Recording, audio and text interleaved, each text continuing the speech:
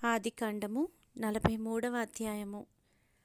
ఆ దేశమందు కరువు భారముగా ఉండెను గనుక వారు ఐగుప్తు నుండి తెచ్చిన ధాన్యము తినివేసిన తరువాత వారి తండ్రి, మీరు మరలా వెళ్ళి మన కొరకు కొంచెము ఆహారము కొనుడని వారితో అనగా, యూదా అతని చూచి, ఆ మనుష్యుడు మీ తమ్ముడు మీతో ఉంటేనే గాని మీరు నా ముఖము చూడకూడదని మాతో గట్టిగా చెప్పెను. కాబట్టి నీవు మా తమ్ముని మాతో కూడా పంపిన ఎడల మేము వెళ్ళి నీ కొరకు ఆహారము కొందుము. నీవు వానిని పంపనొల్లని ఎడల మేము వెళ్ళము. ఆ మనుష్యుడు మీ తమ్ముడు మీతో లేని ఎడల మీరు నా ముఖము చూడకూడదని మాతో చెప్పెననెను.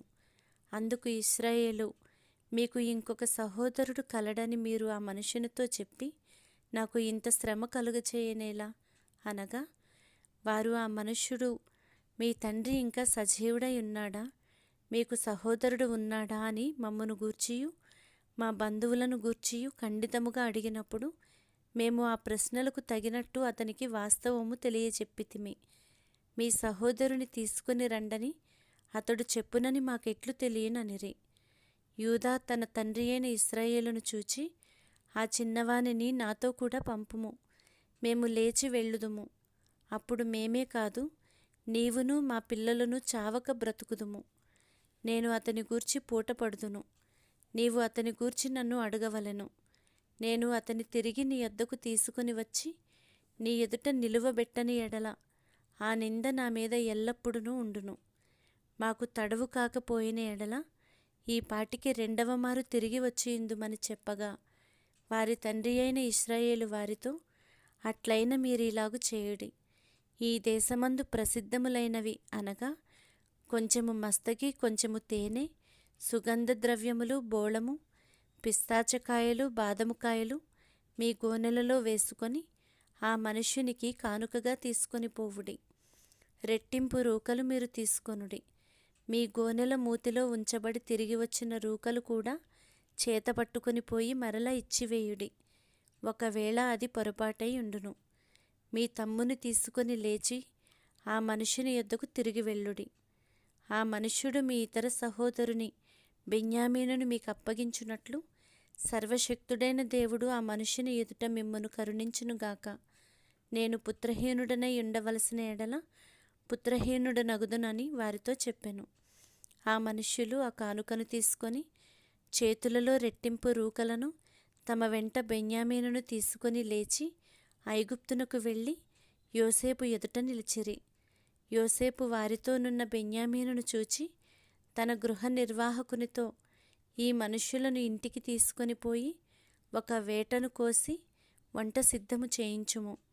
మధ్యాహ్నమందు ఈ మనుష్యులు నాతో భోజనము చేయుదురని చెప్పెను. యోసేపు చెప్పినట్లు అతడు చేసి ఆ మనుష్యులను యోసేపు ఇంటికి తీసుకొని పోయెను.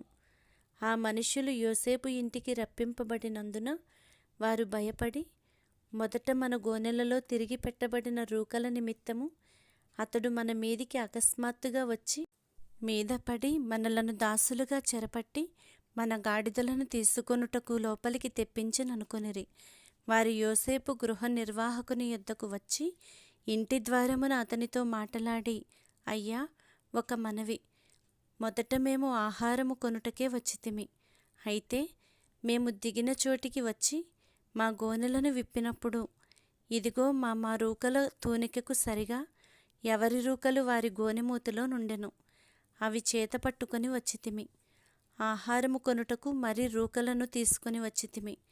మా రూకలను మా గోనెలలో ఎవరు వేసిరో మాకు తెలియదని చెప్పిరి. అందుకతడు, మీకు క్షేమమగునుగాక, భయపడుకుడి. మీ పితరుల దేవుడైన మీ దేవుడు మీకు మీ గోనెలలో ధనమిచ్చెను. మీ రూకలు నాకు ముట్టినవని చెప్పి షిమ్యోనును వారి యొద్దకు తీసుకొని వచ్చెను. ఆ మనుష్యుడు వారిని యోసేపు ఇంటికి తీసుకొని వచ్చి వారికి నీళ్ళియ్యగా వారు కాళ్ళు కడుగుకొనిరి. మరియు అతడు వారి గాడిదలకు మేత వేయించెను. అక్కడ తాము భోజనము చేయవలెనని వినిరి గనుక మధ్యాహ్నమందు యోసేపు వచ్చు వేళకు తమ కానుకను సిద్ధము చేసిరి.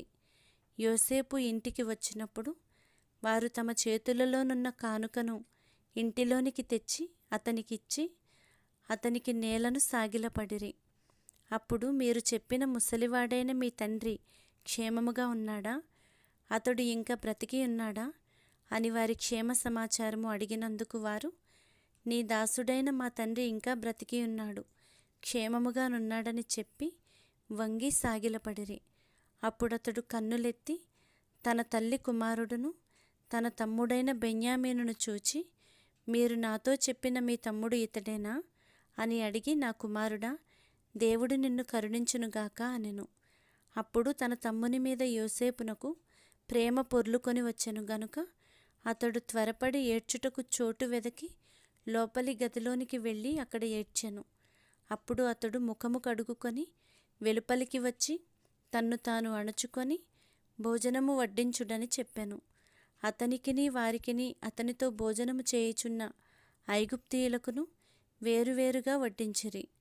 ఐగుప్తీయులు హెబ్రీయులతో కలిసి భోజనము చేయరు, అది ఐగుప్తీయులకు హేయము. జ్యేష్ఠుడు మొదలుకొని కనిష్ఠుని వరకు వారు అతని ఎదుట తమ తమ ఈడు చొప్పున కూర్చుండిరి గనుక ఆ మనుష్యులు ఒకని వైపు ఒకడు చూచి ఆశ్చర్యపడిరి. మరియు అతడు తన ఎదుట నుండి వారికి వంతులెత్తి పంపెను. బెన్యామీను వంతు వారందరి వంతుల కంటే 5 అంతలు గొప్పది. వారు విందు ఆరగించి అతనితో కలిసి సంతుష్టిగా త్రాగిరి.